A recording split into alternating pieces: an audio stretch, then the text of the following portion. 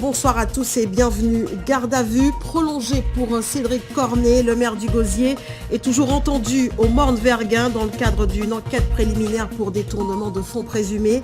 Son domicile avait été perquisitionné hier soir. Les derniers temps forts dans un instant.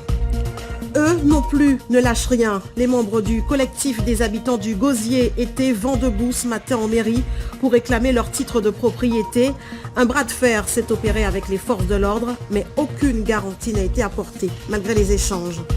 Et on reparle de la commune du Gosier. Hasard du calendrier ou pure stratégie, une trentaine de manifestants étaient réunis ce matin devant la mairie pour réclamer l'obtention de leur titre de propriété. Certains d'entre eux en sont privés depuis 40 ans, une situation pénalisante en cas de legs ou de contrat d'assurance, notamment. Léo Fleurance, Olivier Duflo.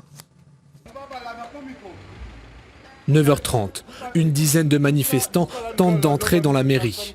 La plupart stoppés net par la police sur place. Parmi eux, une élue d'opposition venue soutenir ces Gosiériens en quête de titre de propriété. Je suis venue aussi pour pouvoir être à côté de ces populations et s'il faut l'aider à trouver des solutions, je suis là aussi pour pouvoir aider à trouver ces nombreuses solutions qu'attend aujourd'hui la population du Gosier. L'élu finit par accéder au hall. L'attente s'installe. 1 heure, 2 heures, toujours pas de nouvelles de la délégation. La bataille se gagne à l'usure. Alors certains ont pris leur disposition. Je suis venue avec ma glacière, d'accord, mes draps de couchage. Je suis venue équipée au cas où ça dure, d'accord, parce que je trouve tout à fait illégitime et anormal que l'État finance des opérations,